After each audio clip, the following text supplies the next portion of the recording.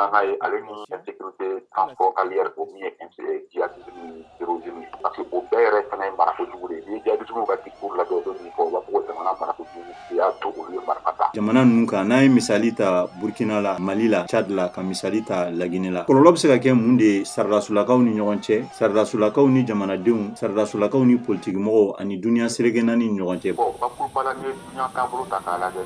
duniya saridasunba mun bɛ yen nɔ duniya tɔnba mun bɛ yen nɔ a bɛ fɔ min ma ko les organisations internationales olu bɛɛ bɛ fanga d'Afrique kun parce que a yirala k'a fɔ ko fanga bɛ ta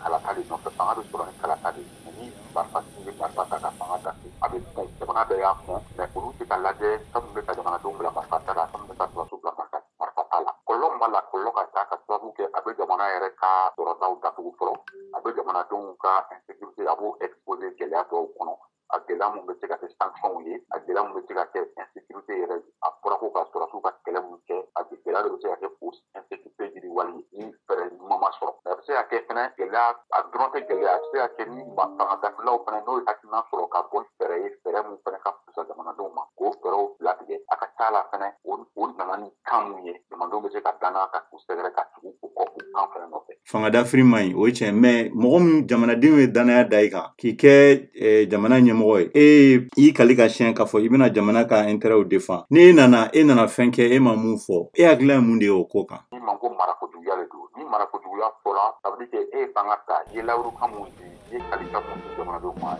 i m'a bɔ a sira fɛ donc n'i m'a bɔ a sira fɛ jamanadenw bɛ to gɛlɛya kɔnɔ o ka problème tɛ solution sɔrɔ u tɛ lamɛn wa o ka gɛlɛya bɛ juguya ka taa fɛ donc ça veut dire que e ni i b'i jɔyɔrɔ fa o de bɛ na ni marakojugu ye ni marakojugu dun nana jamanadenw bɛ wuli ni jamanadenw wulila diyagoya ye sɔrɔsiw fana bɛ wuli k'u sen don kɛlɛ la ka fangaw ta an ka farafin jamana ninnu fanga d'Afrique caman ye a bɛɛ sɔrɔla fanga marakojugu de fɛ marakojugu fana bɛ jamana sɔrɔ jamana i ye lawurukan mun di jamanadenw ma n'i m'a bɔ a sira fɛ a bɛ fɔ ko marakojugu bɛ mal gouvernement. Nin bɛ kan ka kɛ wagati la jatigɛ wale ale bɛ kan ka fanga sɔrɔ mun de kan ka kɛ kɛrɛnkɛrɛnnenya la Sahel gun kan. An y'a fɔ ko marakojuguya nana ni nin bɛɛ ye donc faut que jamanadenw de ka hakili sɔrɔ ala ka kɛ teliya kan maa ka ta ka jamana kɔnɔ maa kun bɛ baara la min bɛ jamana gɛlɛya jamanadenw ka gɛlɛya dɔn an ta ka hakili to o yɔrɔw la ka jamana sɔrɔ lakanda ka jamana sariya bolow k'a kɛ bɛɛ kɛ fanga ye ka tila ka yugurugu kɛlɛ ka fantanni nin yɔrɔ d'a ma ka waritigi fana nin yɔrɔ ko kɛrɛnkɛrɛn bɛɛ k'i ta sɔrɔ jamana kɔnɔ bɛɛ ka hɛrɛ ka yiriwa jamana fan bɛɛ fɛ maaw k'u ka hakɛ dɔn u ka don u ka hakɛ kɔnɔ wa u ka